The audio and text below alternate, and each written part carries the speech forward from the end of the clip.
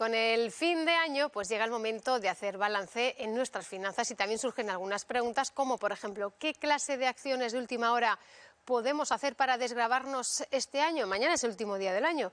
Pues vamos a salir de dudas. Vamos a saludar ya a Ana Rubio, vicepresidenta del Colegio de Gestores Administrativos de Aragón y La Rioja. Muy buenas tardes. Hola, muy buenas tardes. Mañana es el último día del año. ¿Qué movimientos podemos hacer? Pues a ver, poca cosa ya. Primer super consejo, no se pueden planificar los impuestos el 30 de diciembre por la tarde.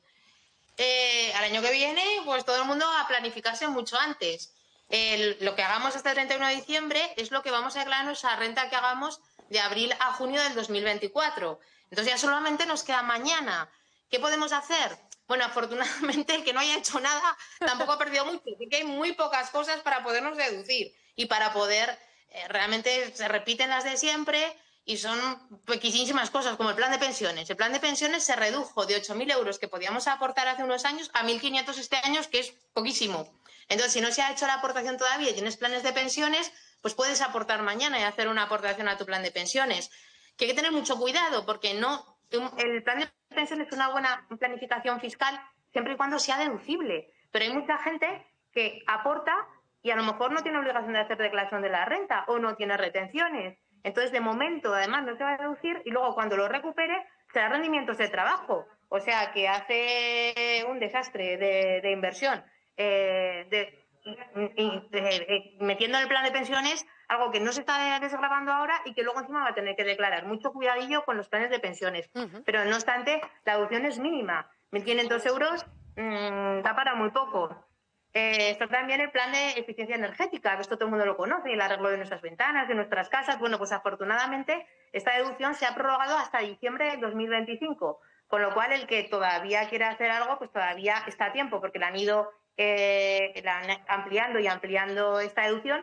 Se supone que ya el 31 de diciembre del 2025 será ya el final, pero bueno, este año todavía se pueden hacer algunas cosillas así. ¿Y estamos, por ejemplo, a tiempo mañana, día 31, de amortizar hipoteca? Y también. Yo creo que en el banco os matan, ¿eh? O sea, yo creo que si el día 31 vas al banco y dices, voy a amortizar la hipoteca, a no ser que lo hagas online, si vas al banco, pues que hay mucha gente de vacaciones, que el personal está como está y las pocas ganas que tenemos de trabajar el día 31, no es un buen momento. Pero vamos, para todos aquellos que todavía tengan deducción de vivienda, que son todos aquellos que han adquirido su vivienda habitual antes del 31 de diciembre del 2012 y que todavía tengan hipoteca, pues pueden apurar y amortizar hasta los 9.000 euros, que será deducible un 15%. Pues Ana Rubio, muchísimas gracias por atendernos y nos has dejado muy claro sobre todo lo de las pensiones, ¿eh? Muchísimas gracias. Muy bien, a vosotros.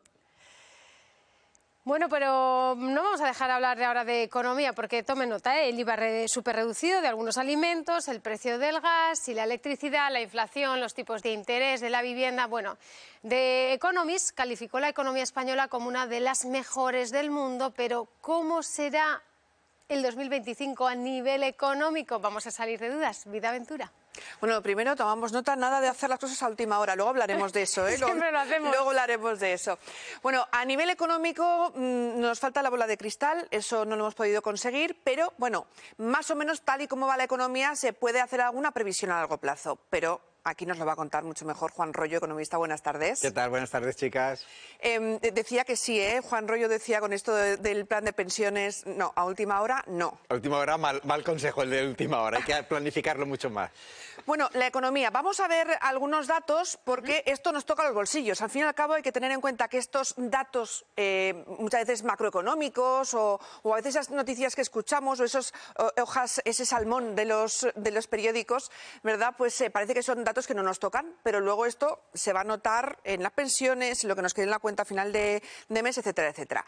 La previsión, Juan, parece que es buena. Estamos hablando de que mientras que Francia y Alemania parece que están frenando, en España la previsión para el año que viene es de un crecimiento del 2,1%, que es buen dato, y que es comparable también al crecimiento de Estados Unidos, que sigue siendo, pese a lo que se podía augurar un buen motor de momento. Claro, en economía desafortunadamente todo es muy relativo, ¿no? Y depende con quién te compares, sales mejor en la fotografía y peor, ¿no? Claro, si te comparas con Alemania y con Francia, que están hechos unos zorros, pues la verdad es que sales muy mal. Si te comparas con Estados Unidos, ahí es donde vamos a ver ya qué tipo de factores están aportando ese crecimiento. Y vemos que en España gran parte del culpable de ese crecimiento es el propio sector público. Pues es un poco el gasto público que está haciendo, la contratación de funcionarios. Entonces ahí tenemos algunos tipos de problemas. También es verdad que veníamos de cifras muy bajas, ¿no? Con lo cual crecer sobre cifras muy bajas también es positivo.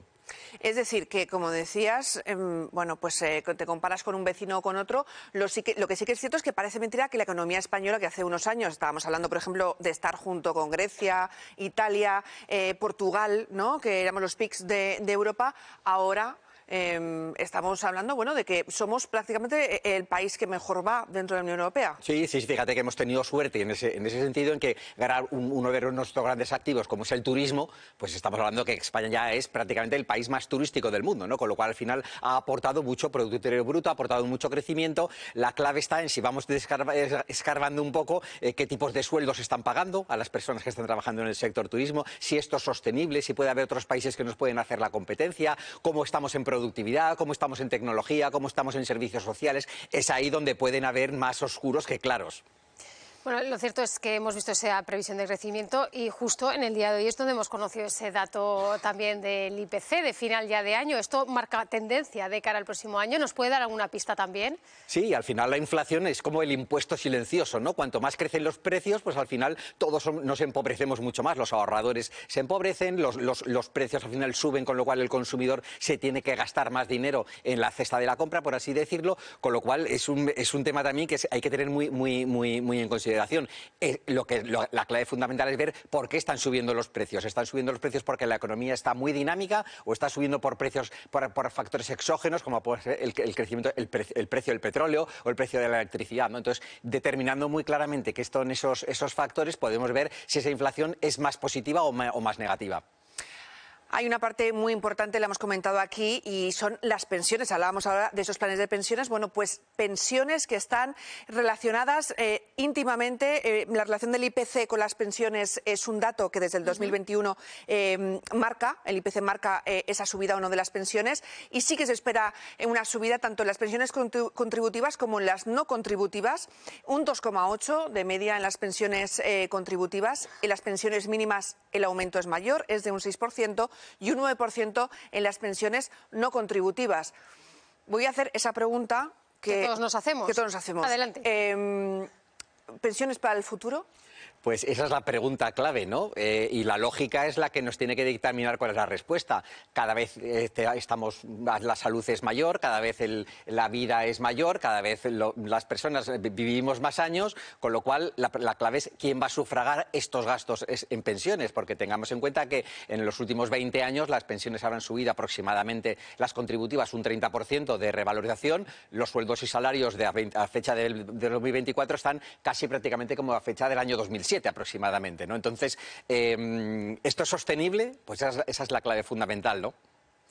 Claro, en el caso de las pensiones también hay que tener en cuenta que está sujeto, está relacionado al IPC por una ley en concreto, pero esto podría cambiar. Bueno, es que al final, si cada vez hay más gente que está recibiendo pensiones y cada vez los sueldos que aportan estas pensiones están más precarizados y hay más discrepancia entre aquellos sueldos muy altos y aquellos sueldos muy bajos, pues realmente vamos a tener un problema de sostenibilidad, porque esto es lo que entra por un sitio, tiene que salir por otro sitio. Y viendo este panorama, pensamos entonces en esos planes de pensiones que nos decían antes. ¿Sería una de las posibilidades de ahorro?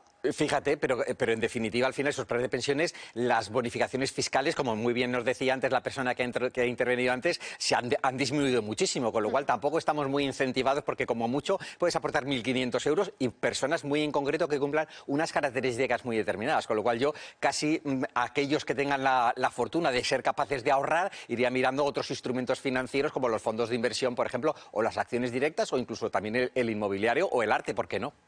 Y luego está el IVA. el IVA que tanto iba y venía, bueno, pues finalmente el IVA parece ser que abandona esos índices bajos que se pusieron en marcha también por una decisión finalmente del Gobierno y, por ejemplo, vemos como alimentos como la leche, la fruta o el aceite de oliva, que hasta ahora tenían un 0%, van a subir un 4% en el año 2025, pero hay que tener en cuenta que el aceite antes no estaba considerado uno de esos alimentos básicos. Sí que va a subir, pero no tanto como al inicio de esa bajada del IVA. Y luego, por ejemplo, los aceites vegetales o, por ejemplo, la pasta sí que ya suben a ese 10%. Esto sí que lo vamos a notar directamente en el bolsillo. Eso va en vena directamente. Al final es un dinerito que no está en margen del empresario, no está en el bolsillo del consumidor, que está directamente en el Gobierno. Y es el Gobierno el que se apropia, por así decirlo, con esta subida de impuestos, ¿no? Con lo cual todo esto va a generar más inflación y va a generar al final que los productos se encarezcan, con lo cual va a ser perjudicial para los consumidores, para la economía y para las empresas y para los agricultores. Y muy importante, también la economía sumergida, con un IVA también mucho más alto, también estás más incentivado ese tipo de facturas a pagarlas en B, con lo cual también es un problema también de economía sumergida. Bueno, pues llegado este momento, como hemos hablado del IVA, de estos productos, también de las pensiones, vamos a fijarnos también en la vivienda. ¿Va a ser el 2025 un buen año para comprar una vivienda? Saludamos hasta hora de la tarde a Yeray, todo un experto. Muchas gracias por atendernos. Buenas tardes. Hola, ¿qué tal? Buenas tardes.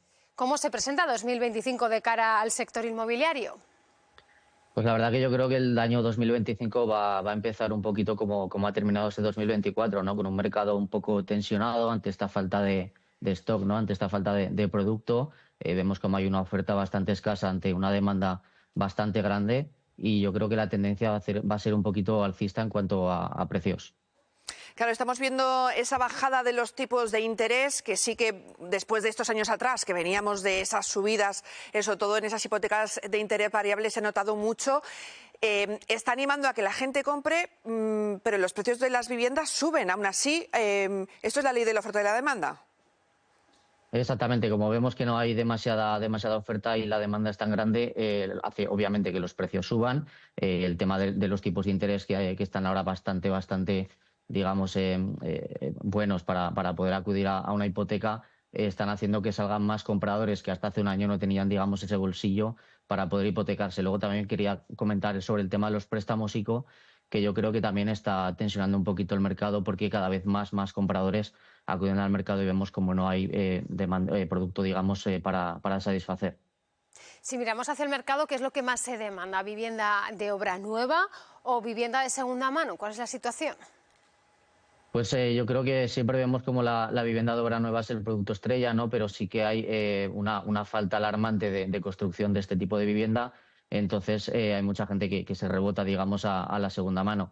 En cuanto al tipo de inmueble, pues el inmueble estrella es un inmueble de unos 90, 100 metros, 3 habitaciones, 2 baños, con un poquito de espacios abiertos, si puede ser con terrazas.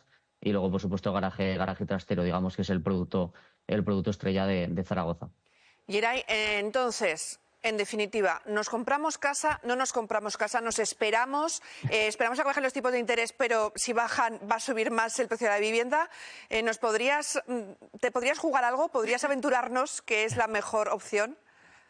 A ver, realmente nadie tenemos una bola de cristal, no sabemos lo que va a pasar. Sí que es verdad que se espera que como la tendencia va a seguir siendo alcista, yo creo que si estamos en búsqueda de una primera vivienda habitual, mi opinión sería comprar cuanto antes, porque los precios no van a parar de subir. El último año han subido un 9,4% y se espera que pasemos del 10-11% de subida respecto al año pasado. Entonces, mi consejo sería que si estamos en búsqueda de esa vivienda, cuanto antes la compremos mejor, porque por mucho que bajen los tipos de interés, yo creo que el precio va a seguir al alza.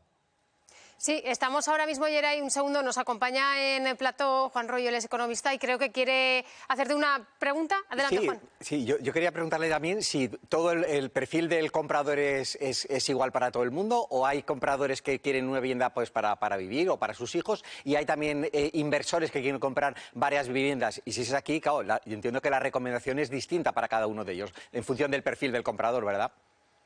Exactamente, hay muchos tipos de perfiles actualmente en el mercado. Sí que estamos viendo como hay un boom de inversores bastante grande desde verano a esta parte. Hay muchos inversores que ven ahora mismo, por ejemplo, Zaragoza como una ciudad bastante bastante buena para inversión.